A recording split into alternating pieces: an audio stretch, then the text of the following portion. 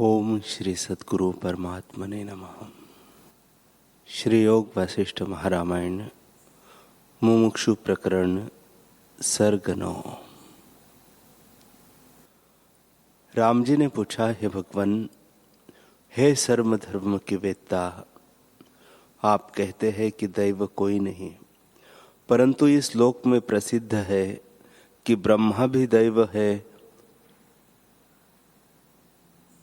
और दैव का किया सब कुछ होता है।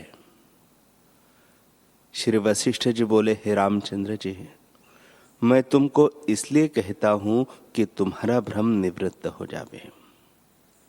अपने ही किए हुए शुभ अथवा अशुभ कर्म का फल अवश्यमेव भोगना होता है। उसे दैव कहो व पुरुषार्थ कहो, और दैव कोई नहीं। कर्ता क्रिया कर्म आदि में जो दैव कोई नहीं और न कोई दैव का स्थान ही है और न रूप ही है, तो और दैव क्या कहिए। हे रामचंद्र जी, मूर्खों के परचाने के निमित्त दैव शब्द कहा है। जैसे आकाश शून्य है, वैसे दैव भी शून्य है। फिर राम जी बोले, हे भगवान, हे सर्वधर्मों के वेत्ता, तुम कहते हो कि और दैव कोई नहीं और आकाश की नाई शून्य है, सो तुम्हारे कहने से भी दैव सिद्ध होता है। तुम कहते हो कि इसके पुरुषार्थ का नाम दैव है और जगत में भी दैव शब्द प्रसिद्ध है। तब वशिष्ठ जी बोले, हे रामचंद्र जी, मैं इसलिए तुमको कहता हूं कि जिससे दैव शब्द तुम्हारे हृदय से उठ जावे। दैव नाम अपने पुरुषार्थ का है, पुरुषार्थ कर्म का नाम है और कर्म नाम वासना का है।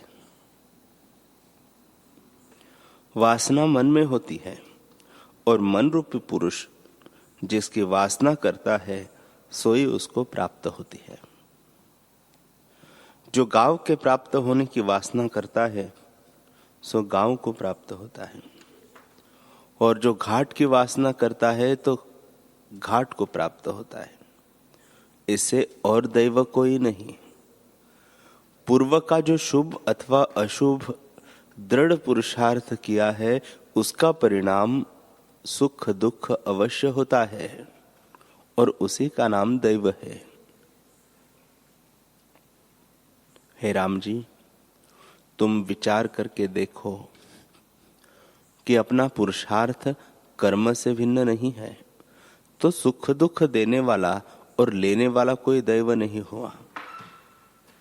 जीव जो पाप की वासना और शास्त्र विरुद्ध कर्म करता है, सो क्यों करता है? पूर्व के दृढ़ पुरुषार्थ कर्म ही पाप करता है। जो पूर्व का पुण्य कर्म किया होता तो शुभ मार्ग में विचरता। फिर राम जी ने पूछा, हे भगवान, जो पूर्व के दृढ़ वासना के अनुसार यह विचरता है, तो मैं क्या करूं? मुझको पूर्व की वासना ने दीन किया है, अब मुझको क्या करना चाहिए?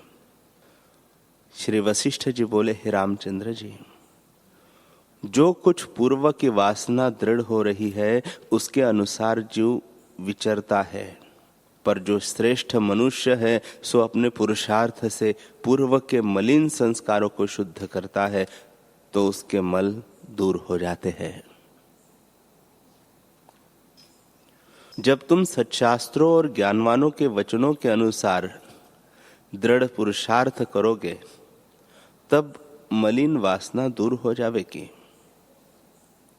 हे राम जी, पूर्व के मलिन और शुभ संस्कारों को कैसे जानिए, सो भी तुम सुनो। जो चित्त विषय और शास्त्र विरुद्ध मार्ग की ओर जावे और शुभ की ओर न जावे, तो जानिए कि कोई पूर्व का कर्म मलिन है। और जो संतजनों और सच्छास्त्रों के अनुसार चेष्टा करे और संसार मार्ग से विरक्त हो, तो जानिए कि पूर्व का शुभ कर्म है। इससे हे राम जी, तुमको दोनों से सिद्धता है कि पूर्व का संस्कार शुद्ध है। इससे तुम्हारा चित्त सत्संग और सत्शास्त्रों के वचनों को ग्रहण करके शीघ्र ही आत्मपद को प्राप्त होगा। और जो तुम्हारा चित्त शुभ मार्ग में स्थिर नहीं हो सकता, तो दृढ़ पुरुषार्थ करके संसार समुद्र से पार हो।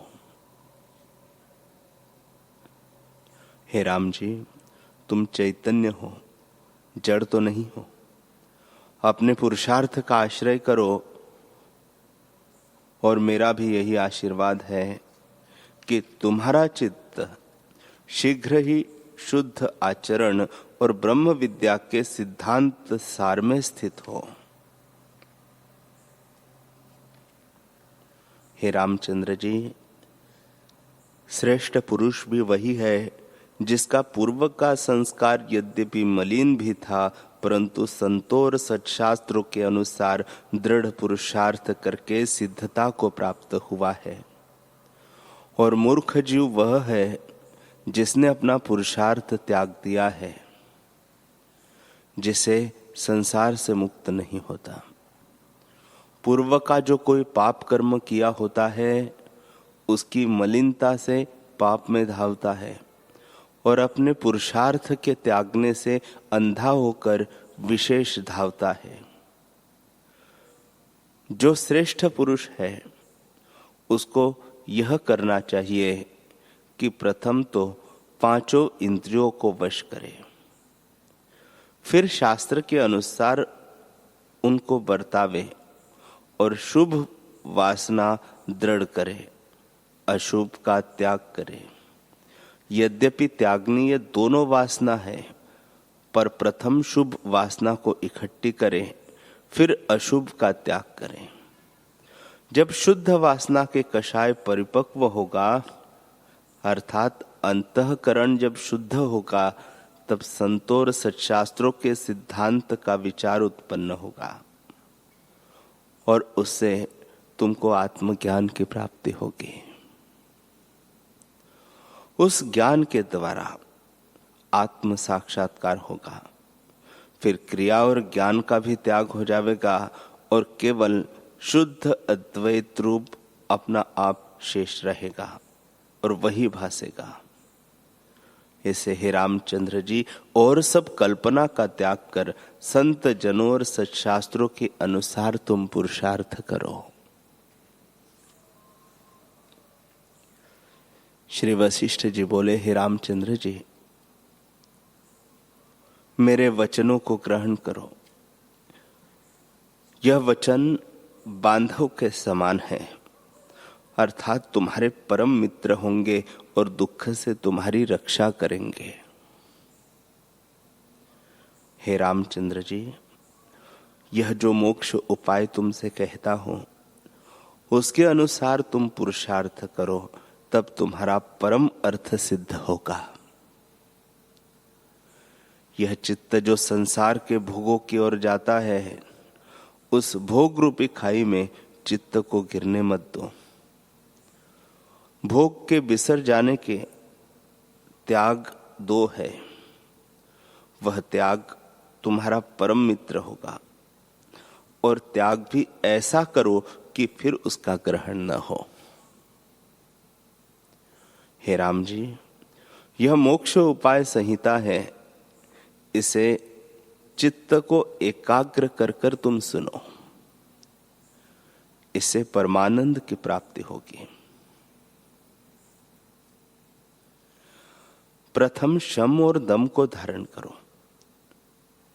संपूर्ण संसार की वासना त्याग करके उदारता से तृप्त रहने का नाम शम है, और बाह्य इंद्रियों के बस करने को दम कहते हैं। जब प्रथम इनको धारण करोगे, तब परम तत्व का विचार आप ही उत्पन्न होगा, और विचार से विवेक द्वारा परम पद की प्राप्ति होगी।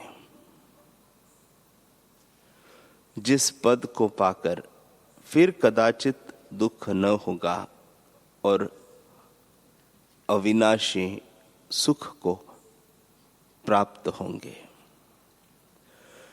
इसलिए इस मोक्ष उपाय संहिता के अनुसार पुरुषार्थ करो, तब आत्मपद की प्राप्ति होगी। पूर्व जो कुछ ब्रह्मा जी ने हमको उपदेश दिया था, सो मैं तुमसे कहता हूं।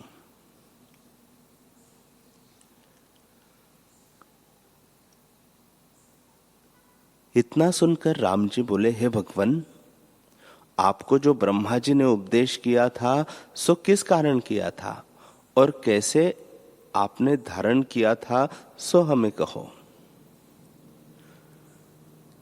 श्री वशिष्ठ जी बोले, हे रामचंद्र जी, शुद्ध चिदाकाश एक है और अनंत अविनाशी परमानंद स्वरूप चिदानंद स्वरूप ब्रह्म है। उसमें संवेदन स्पंदन होता है, वही विष्णु होकर स्थित हुआ है। वे विष्णु जी स्पंद और निस्पंदन में एक रस है, कदाचित अन्यथा भाव को नहीं प्राप्त होते। जैसे समुद्र में तरंग उपजते हैं, वैसे ही शुद्ध चिदाकाश से स्पंद करके विष्णु उत्पन्न हुए हैं। उन विष्णु जी के स्वर्णवत नाभि कमल से ब्रह्मा जी प्रकट हुए हैं। उन ब्रह्मा जी ने ऋषि और मुनीश्वरों सहित स्थावर जंगम प्रजा उत्पन्न की और उस मनोराज से जगत को उत्पन्न किया।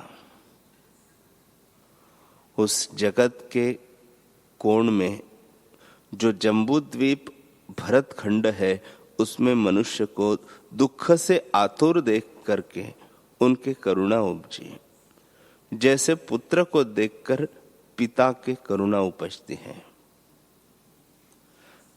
तब उनके सुख के निमित्त तप उत्पन्न किया कि वे सुखी हो, और आज्ञा की कि तप करो। तब वे सब तप करने लगे और उस तप करने से स्वर्ग आदि को प्राप्त होने लगे। पर उन सुखों को भोगकर वे फिर गिरे और दुखी हुए। ब्रह्मा जी ने ऐसे देखकर सत्यवाक रूप धर्म को प्रतिपादन किया और उनके सुख के निमित्त आज्ञा की।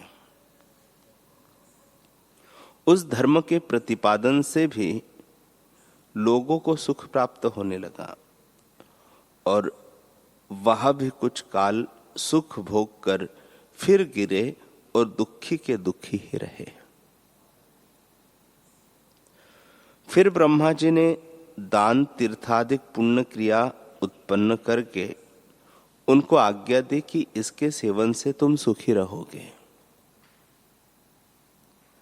जब वे जीव इनको सेवने लगे तो बड़े पुण्यलोक में प्राप्त होकर उनके सुख भोगने लगे और फिर कुछ काल अपने कर्म के अनुसार भोग भोग कर वह पुनः गिरे। जब उन्होंने तृष्णा की तो बहुत दुखी भये और दुखाकार आतुर हुए। उस समय ब्रह्मा जी ने देखा कि यह जीवन और मरण के दुख से महादीन होते हैं। इसे यह उपाय कीजिए जिससे उनका दुख निवृत्त हो। हे रामचंद्र जी, ब्रह्मा जी ने विचारा कि इनका दुख आत्मज्ञान के बिना निवृत्त नहीं होगा। इसे आत्मज्ञान को उत्पन्न कीजिए जिससे ये सुखी होवे। इस प्रकार विचार कर वे आत्म तत्व का ध्यान करने लगे। उस ध्यान के करने से शुद्ध तत्वज्ञान की मूर्ति होकर मैं प्रकट हुआ। मैं भी ब्रह्मा जी के समान हूं। जैसे उनके हाथ में कमंडलू है, वैसे ही मेरे हाथ में भी है। जैसे उनके कंठ में रुद्राक्ष की माला है, वैसे मेरे कंठ में भी है। और जैसे उनके ऊपर मृगछाला है, वैसे ही मेरे ऊपर भी है। मेरा शुद्ध ज्ञान स्वरूप है और मुझको जगत कुछ नहीं भासता, और भासता है तो स्वप्न की नहीं भासता है।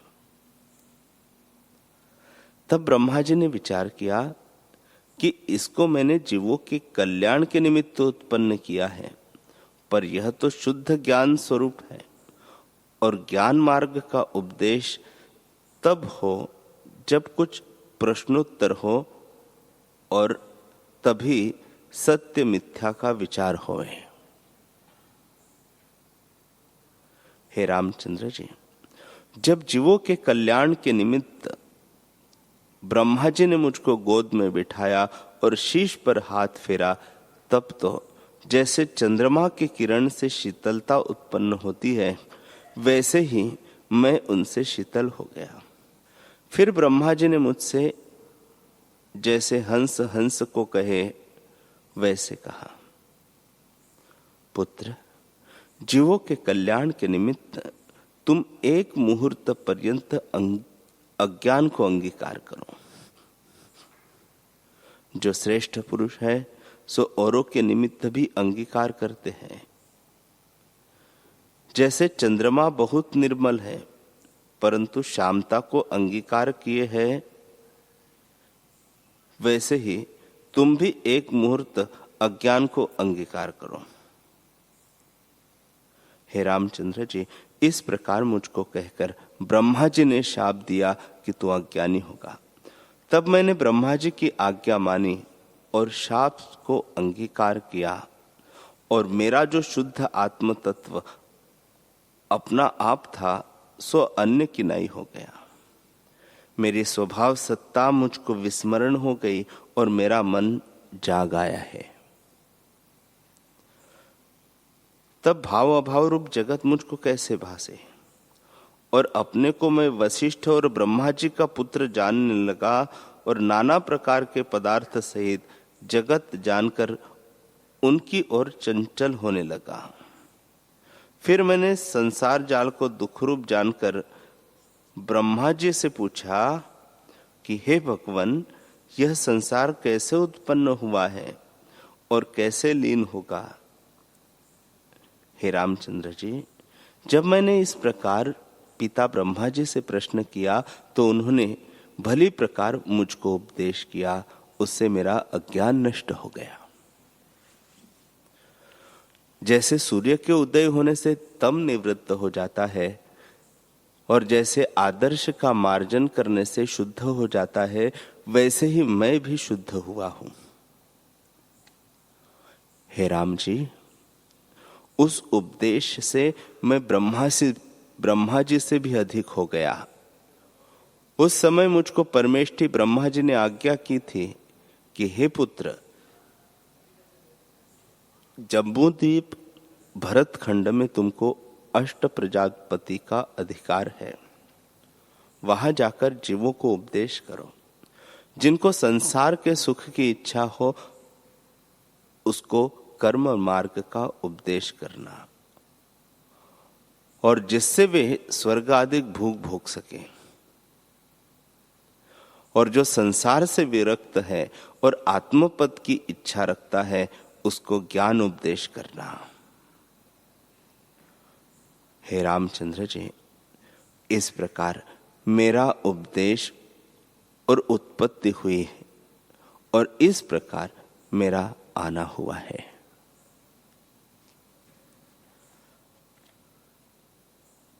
हरि ओम।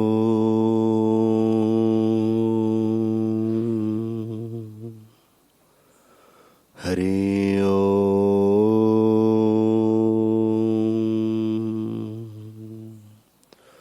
ओम सहना भवतु सहनौ भुनक्तु सह वीर्यं करवावहै तेजस्विनावधीतमस्तु मा विद्वेषावहै। ओम शांति शांति शांति। श्री सद्गुरुदेव भगवान की जय।